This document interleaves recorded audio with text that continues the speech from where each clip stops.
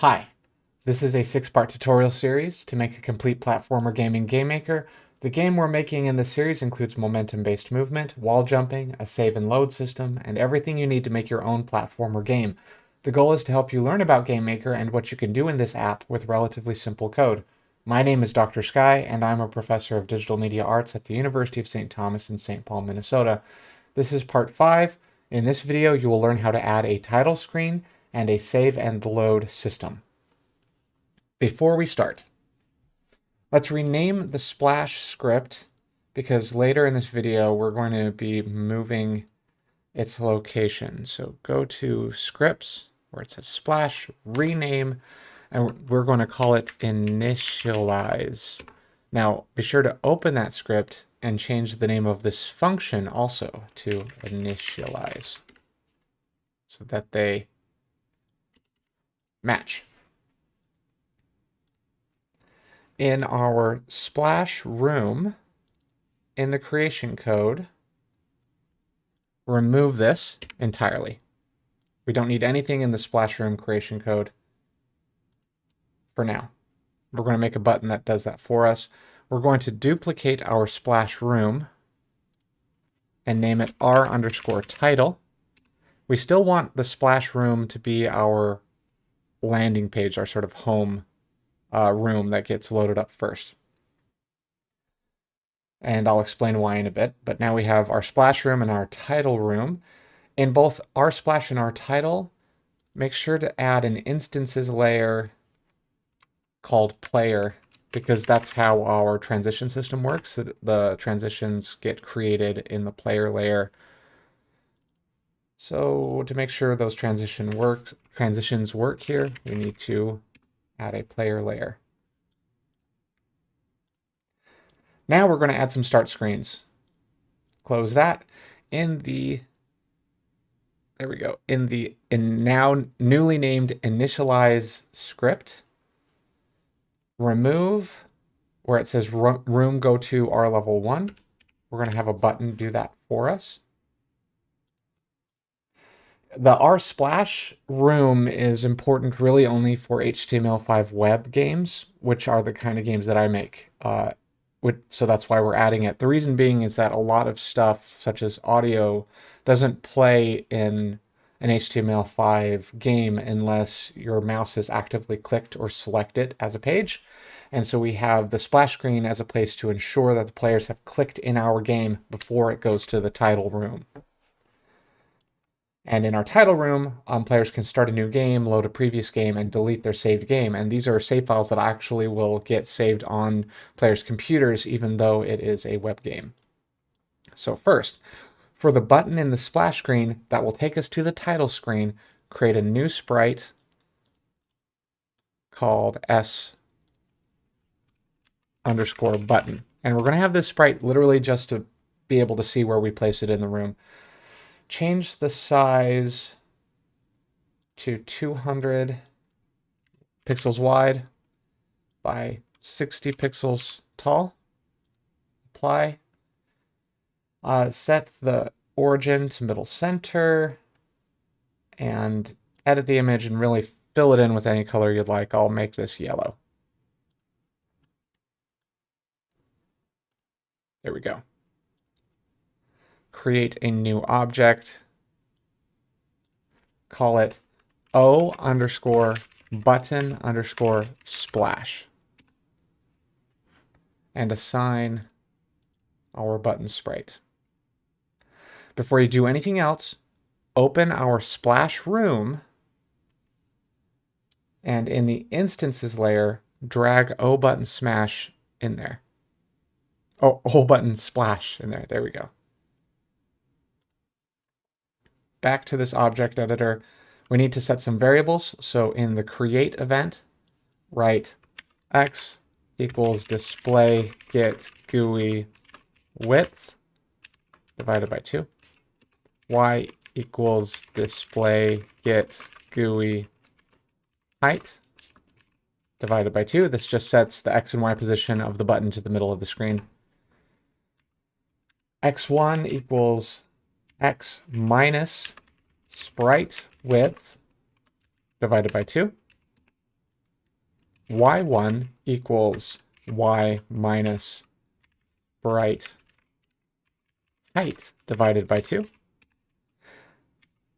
x2 equals x plus sprite width divided by 2. And y2 equals y plus sprite height divided by 2.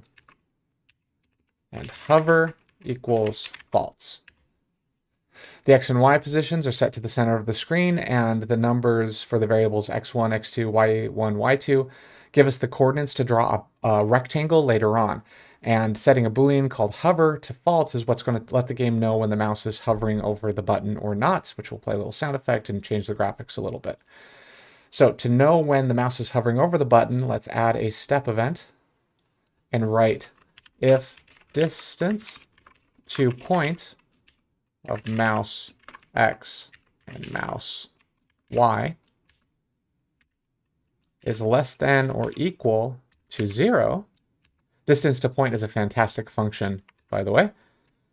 Do I have all the closing parentheses? I do. So open curly brackets, close curly brackets. Hover equals true. Else, hover equals false. Now let's make a draw event.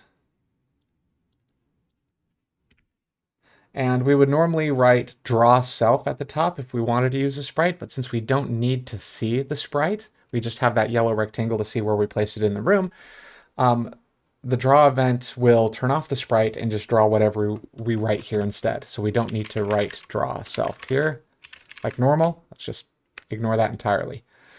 And it keeps the collision box in place because our sprite is actually what's going to tell the game when our mouse is hovering over it too. So that's why we actually created a sprite of certain dimensions.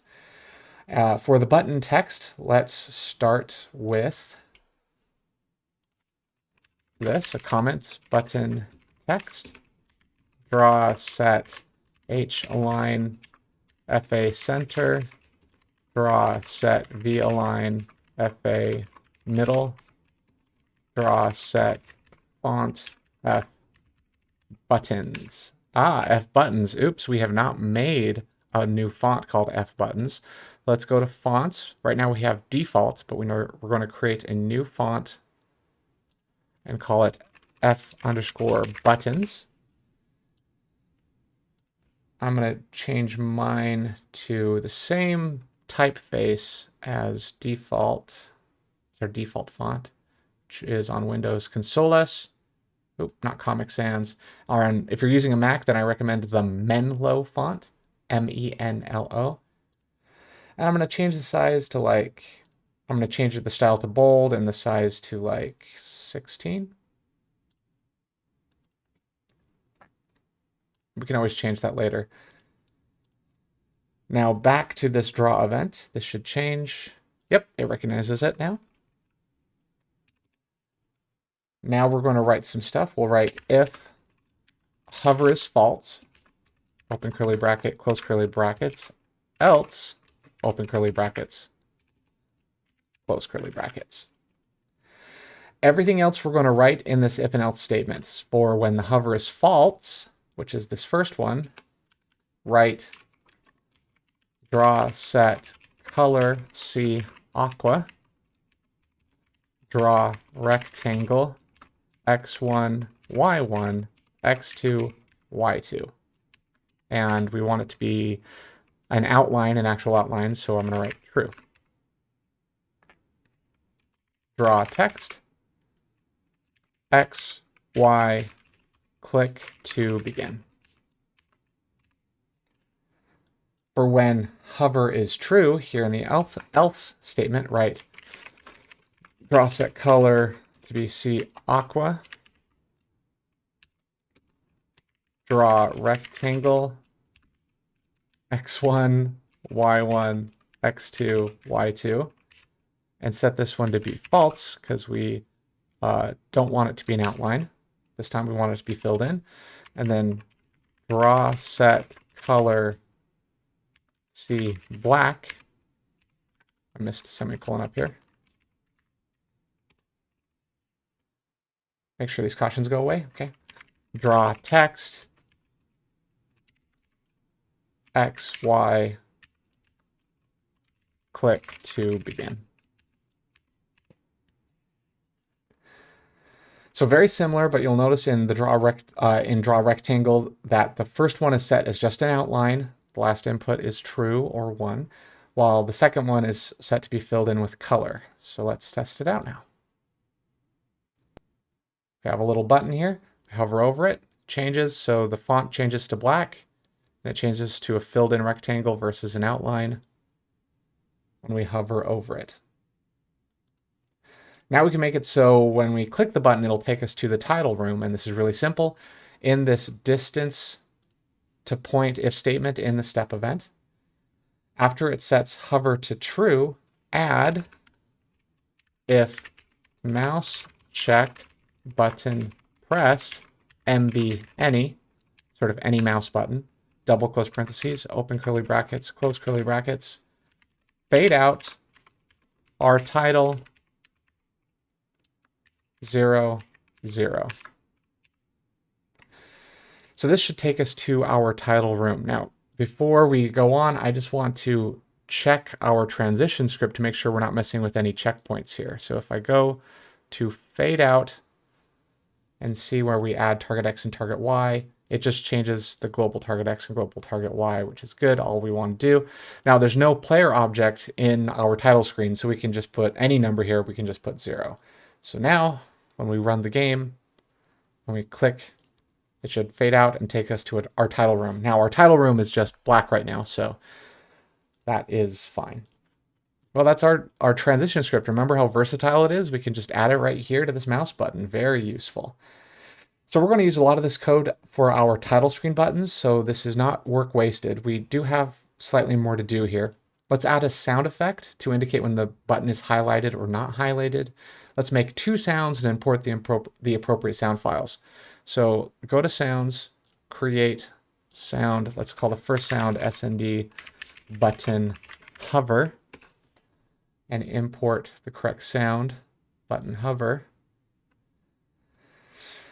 And close that, and let's add another sound, create sound SND button, I think click. Yeah, SND button click.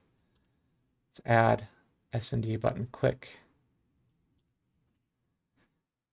Now in the O button splash object step event, in the distance to point if statement, add this line right before it sets hover to true. If hover is false, audio play sound SND button click. Oh, sorry, SND button hover. Make this a little bigger. Priority of 1, we don't want it to loop. So if our mouse is hovering over it, it checks to see if hover is still set to false and it plays the sound, then it immediately sets hover to true, so it won't play the sound on repeat. It will only play it once. If we put this after hover, it would cause all sorts of havoc, and I can show you what that is like right now. So right now, it's done the correct way. I hover over it, plays the sound once. If I had put this exact same code after where it sets hover to true, it won't play anything because hover is set to false. Now, if I didn't have this if statement here, the audio would just play constantly, 60 frames a second, which is miserable. That's why we have to add these things to make it so it only plays once. So let's copy and paste that back over here.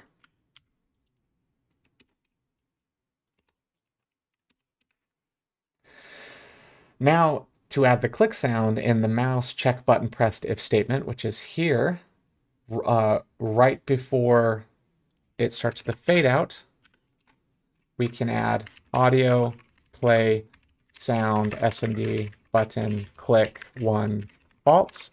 Now this we don't have to add any if statement here because the mouse check button pressed function only checks for a single frame of a single mouse button click, and so it'll only make that button once. So let's test it out.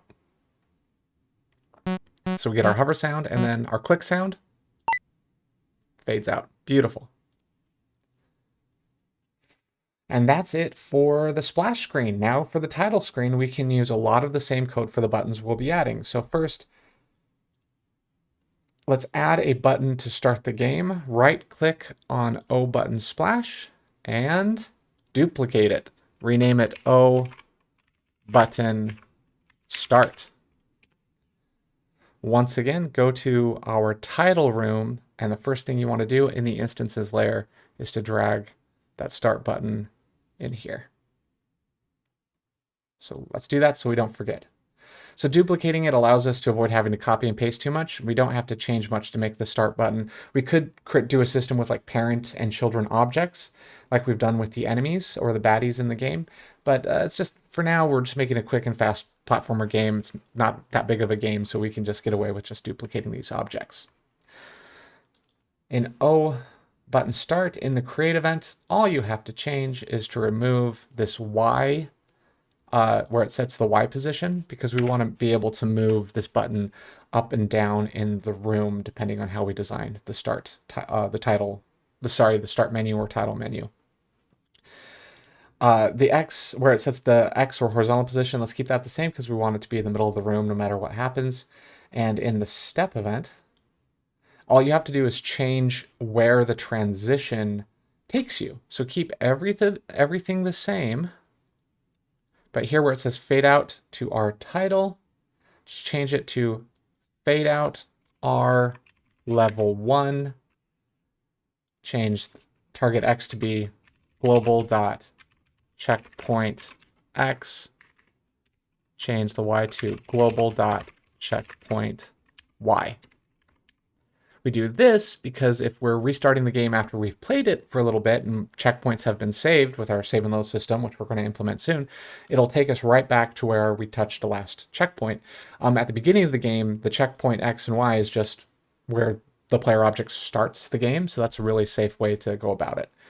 In the draw event, all you have to do is change this text to be more in line with the flavor or aesthetic of the game. Since the game is kind of like cyber program-esque, let's call it the start button, let's call it initialize. And I'll add a little function flavor characters there. Same with this. Initialize.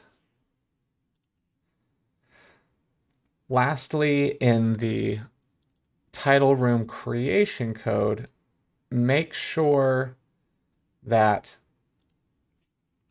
initialize script is there, and add a fade in script as well. So initialize, that's going to set all of our global variables in the title room and right before anything else loads up, and then fade in will cause the title room to fade in. Now it's important that we add initialize somewhere because we need to declare our global variables, and that's where we declare our global variables. I'm going to just open our initialize script, make sure there's no fade in here. Nope, it just plays music and sets our global variables. Very good. Let's run the game to test it out. We have our splash screen, which again is only important for HTML5 games, so you have a landing page that players click on before the game starts. We click, fades out, and takes us to our title room where we hear music. And we have this initialize button that is working. And if I click it, it should fade out and take us to our game.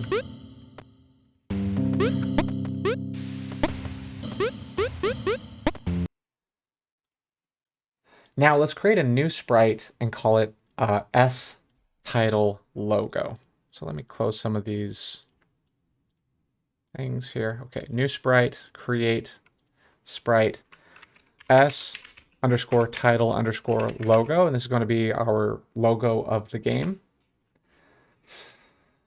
And we're going to import our logo. I think I just call it title.png. Set the origin to be middle center. And create a new object and call it O underscore title underscore logo. import or assign the appropriate sprite. And in its, let me close out of this room editor.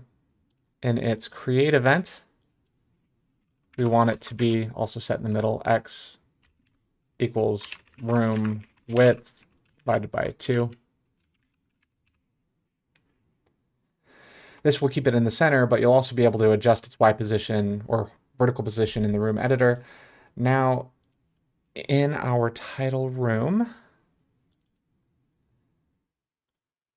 drag our logo in the instances layer. Got to select the right layer. Let's put it right there. Now to make it more polished, you can create a new tile layer in the room and use our tile set around. So let's create a new tile layer, rename it tiles, put it underneath all the instances. And then we select our tile layer and we gotta set a tile sheet to be our tile sheet. And we go to libraries and click auto tile. And now we can sort of draw around here. Add some visual panache to our title screen. There. Instances, let's lower this slightly. Change the grid a little bit so I have more control. Tiles, a little corner there and there. Beautiful. And let's see, what else do we need to do here? Lastly, okay, there we go. In our room code script, so go to your scripts where it says room code, add the line window set cursor CR none to make it so we don't see any mouse cursors when we're actually in a level of our game. Now we'll need to be able to see our cursor when we're in the title room, and we're going to have a way to navigate back and forth to the title screen and back to our game. So in our initialize script, which runs at the beginning of our title screen, we need to be sure to see our mouse cursor. So we'll write window set cursor to CR default. Now let's see if it works. All right, we see our mouse cursor, we have the title menu, click the start button, initialize, and when we get to a game, we no longer see the mouse. Beautiful.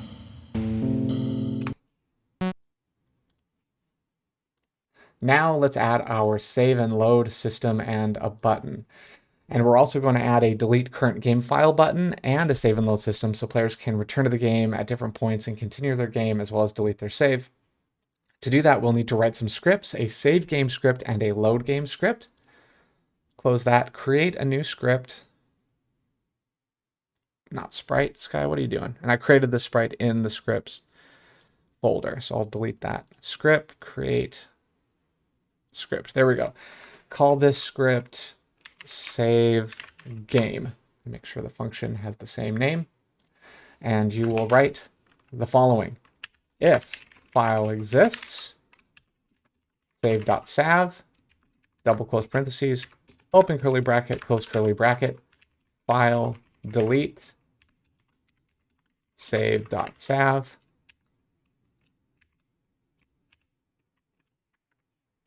Then after that, we will write any underscore open save.sav, which creates an ini text file, which is very useful. ini write real auto save, comma room, comma global dot checkpoint underscore room.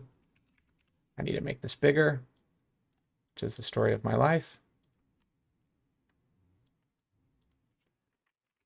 ini write real autosave x global dot checkpoint x ini write real autosave y global dot checkpoint y. ini close. So an ini file is a useful type of text file. ini open creates a new ini file on the player's computer, and ini write real adds text to that text file, and ini close ends the editing of that file by the game. And file exists and file delete functions are just self-explanatory. If there's a previous save, the first thing we want to do is delete that save before we create a new updated save file. For the load game script, let's create a new script. Create script and call it load game. And write if file exists, save.sav, open curly brackets, close curly brackets, any underscore open save.sav, global dot checkpoint room equals something that's already in the save file. Any read, let me expand this out, any read real in the auto save section of the file for the value called room, assign it to assign R level 1. If there's no value found, global.checkpoint x should equal ini read real in the auto save section of the file, give it the value assigned to x, and if there's no value, give it value of 0. Global.checkpoint y equals ini read real in the auto save section of the text file, assign it the value given to y, and if there's no value there, give it 0. So these last things are like default things. If the game can't find a value assigned in this section or to this name, it will just default on level 1 and 0 and 0, which is totally appropriate. ini close, and then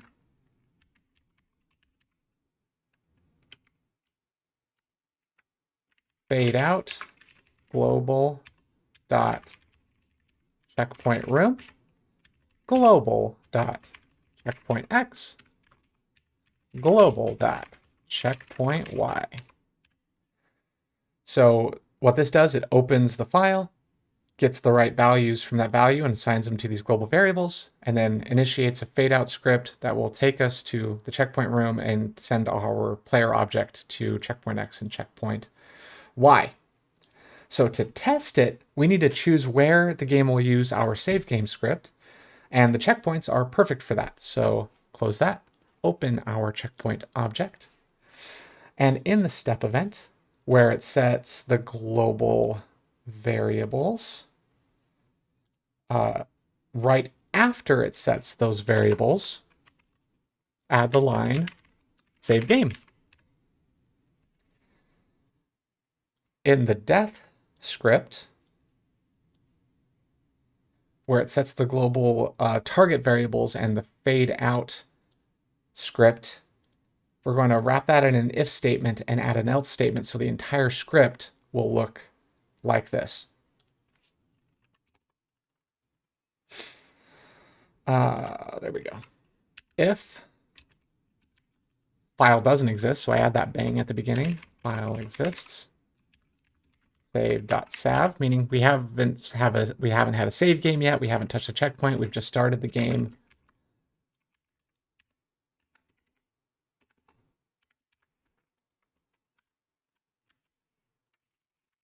Global.target x equals global.checkpoint x, global.target y equals global.checkpoint y, and fade out global.checkpoint room, global.target x, and global.target y. else load game. Then we have the audio sound effect. We have the screen shake, which we want to keep.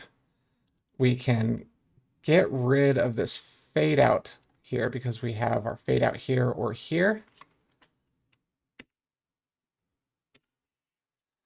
Instance create layer, player explode, instance destroy. So that should work. So when we die, the first thing it will check to see is if we have a save game. If we have a save game saved somewhere, we'll just load the game. And if we don't, it does this over here.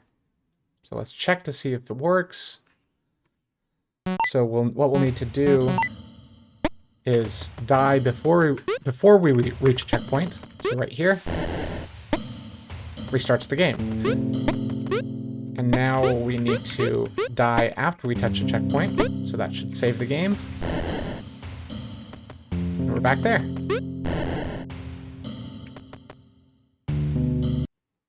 So essentially the game just works like normal. Now, in our O button start step event, replace this line for fade out, replace it with if file exists, save.sav, open curly brackets, close curly brackets, load game. Else, fade out r level 1 global dot checkpoint x global dot checkpoint y. All right, let's test it out for our start. Yeah, and when we started the game, it took us to that first checkpoint. Lovely. And even if I restart the game, we have a save file on the computer, and so it will always take us there. Even if I go to this other checkpoint and reload the game, takes us to that other checkpoint. Now we need to be able to delete the save file for when we want to start a new game. We just need to add a button to the start menu. So duplicate our start button and call it O button delete save. In our title screen, in the instances layer, add it underneath our start button. Go. Let's see. And close that. And in the O button delete save draw event, change the text from initialize to delete.save. Now again, this has no like program function. This is just cool flavor text. You could also write like delete save file or something like that. But I think this looks cooler.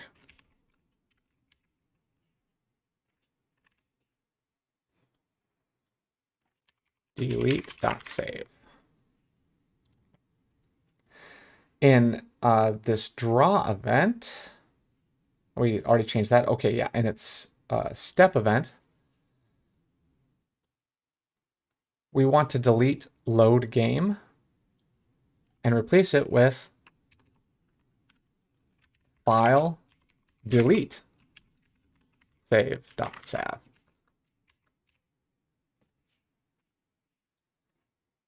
And then after that, we can just delete this else statement entirely, I believe. Yeah, we don't need this else statement because it's not about taking us anyplace.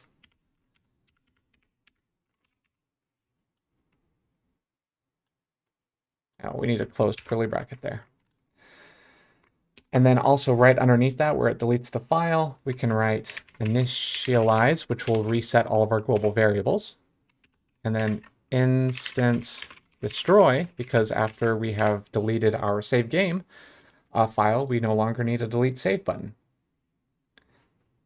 Let's test it out.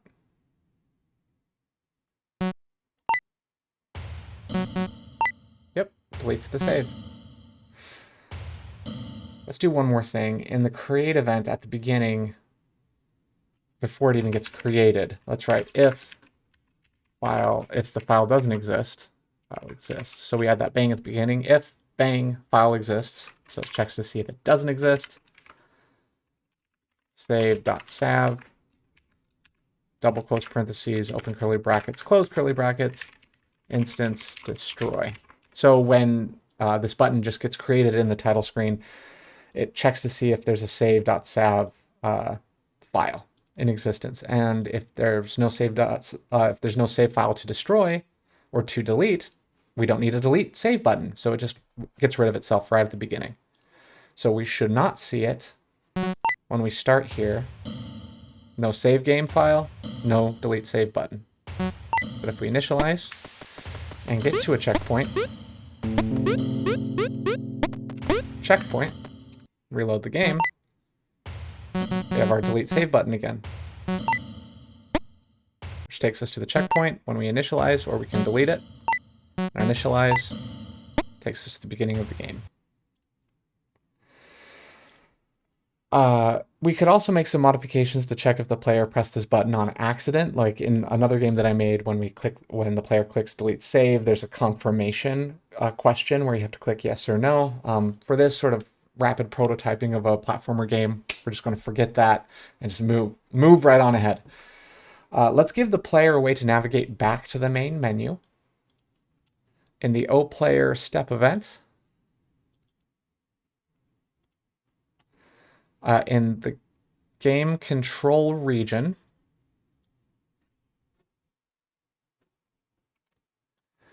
where it says quick restart game section, change it to say back to title menu, change it from enter to escape, and change this to fade out R title 0, 0.